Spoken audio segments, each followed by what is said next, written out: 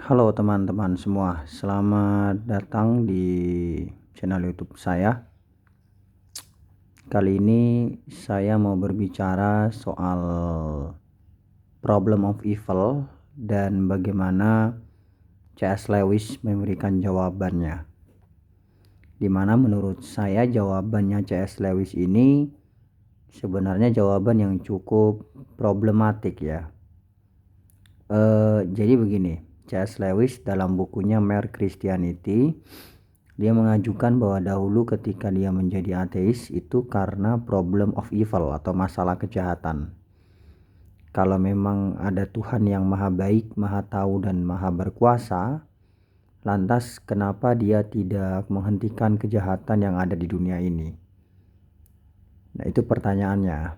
Nah, dari situlah yang kemudian akhirnya dia memutuskan untuk menjadi seorang ateis. Tetapi kata dia, akhirnya dia tersadar bahwa ketika kita mengatakan sesuatu itu jahat atau tidak, kita harus menggunakan tolok ukur. Dan apa tolok ukur yang kita gunakan untuk mengatakan sesuatu itu jahat atau tidak? Kalau tolok ukur kejahatan itu adalah sesuatu yang subjektif, ya sudah, berarti seorang C.S. Lewis bisa saja mengatakan bahwa tidak ada kejahatan di dunia ini karena tolak ukurnya subjektif begitu. Tapi karena tolak ukurnya objektif, maka kita memiliki alasan untuk mengatakan kenapa ada kejahatan di dunia ini. Nah, di sini tuh C.S. Lewis seolah-olah mau mengatakan begini, bahwa dalam rangka mengatakan bahwa di dunia ini ada kejahatan, itu pun sudah mempostulatkan adanya suatu moral objektif. Dan karena itu kita bisa mengetahui bahwa ada kejahatan di dunia ini. Nah, ada dua poin yang mau saya tegaskan begitu, garis bawahi dari argumennya C.S. Lewis ini, tanggapan saya. Yang pertama, kalaupun moral objektif itu ada, kenapa moral objektif itu haruslah suatu pribadi, suatu personal begitu. Ya. Kenapa moral objektif itu haruslah suatu personal? Kenapa tidak bisa moral objektif itu adalah suatu yang non personal? Asumsikan alam kita ini misalnya.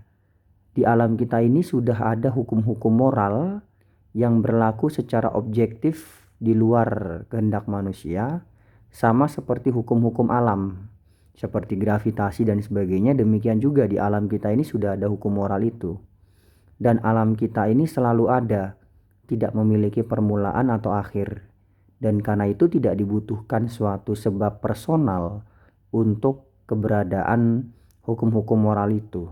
Atau sederhananya ya, berarti hukum-hukum moral itu sudah merupakan bagian dari alam, dan karena alam tidak memiliki permulaan atau akhir, kita mengandaikan seperti itu, karena itulah tidak dibutuhkan sebab personal apapun di luar alam ini. Nah, itu pertama. Jadi kalaupun memang ada moral objektif begitu, kenapa moral objektif itu haruslah sesuatu yang bersifat metafisik, ya, melampaui alam dan bersifat personal?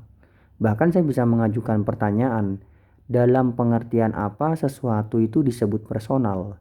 Dan dalam pengertian apa moral objektif ini disebut sebagai suatu personal? Itu tanggapan saya yang pertama terkait argumennya C.S. Lewis ini. Tanggapan saya yang kedua adalah bagaimana kita bisa tahu bahwa ada moral objektif atau tidak? Dan kalaupun ada moral objektif yang mana? Misalnya di Islam poligami itu suatu yang bermoral, tapi di Kristen secara umum poligami adalah sesuatu yang tidak bermoral. Dalam kisah dalam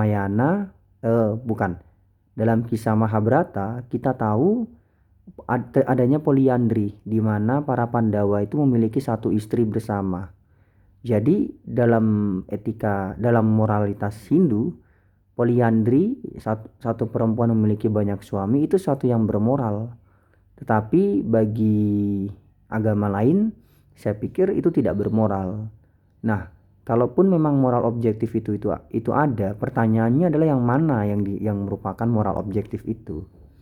Itu pertanyaannya di antara semua spektrum moral yang berbeda-beda ini. Ya. Apakah kita harus ikut standar moralnya Islam, standar moralnya Kristen, atau mana gitu? Kalaupun katakan standar moral Islam, Islam aliran mana?